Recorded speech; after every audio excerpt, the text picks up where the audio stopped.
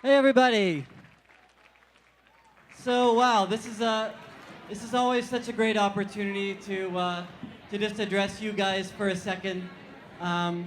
It's funny, I was backstage and someone said, "Looking forward to your speech." I'm like, wait, no. I don't do speeches. I just sometimes feel like I should say some things. That's all. So I like to set expectations low before we get too far. But so last year I did come out here and I kind of encouraged everyone to go back to their communities and their events they're involved with and invest in the music, because that's the formula that's worked for us, but it's also become like a kind of a life mission for me, and it's a really big deal that as I sort of traveled around this last year, I just see everybody doing it. I saw it happening, and people really are investing in music. So first of all, thank you.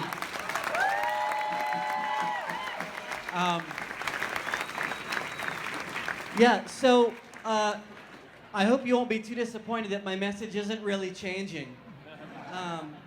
But I want to tell you a little bit about an idea that we have for Lindy Focus in the future.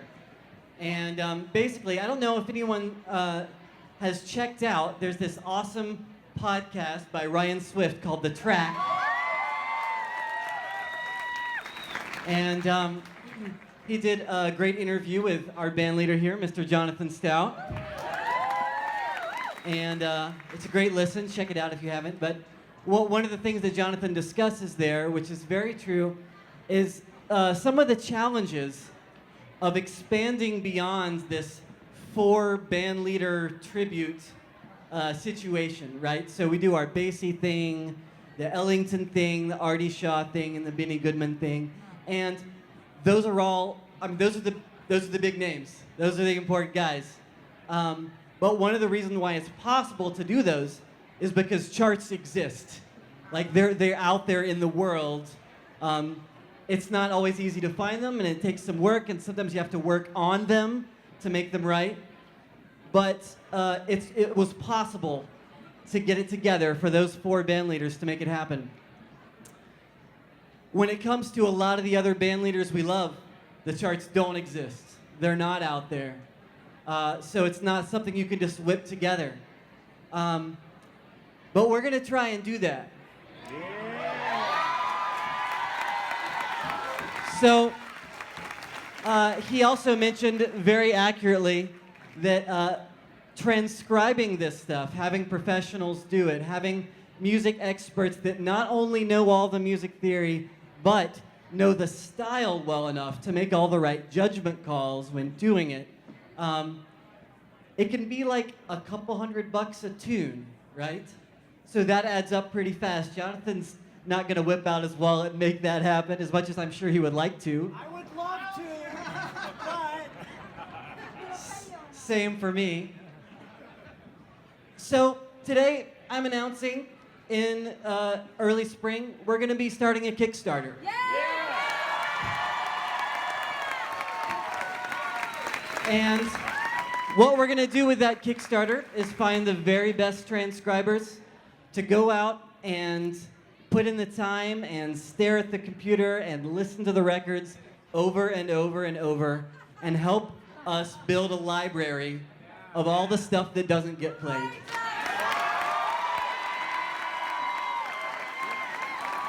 And not only that, our goal is for this library of material to be for the public.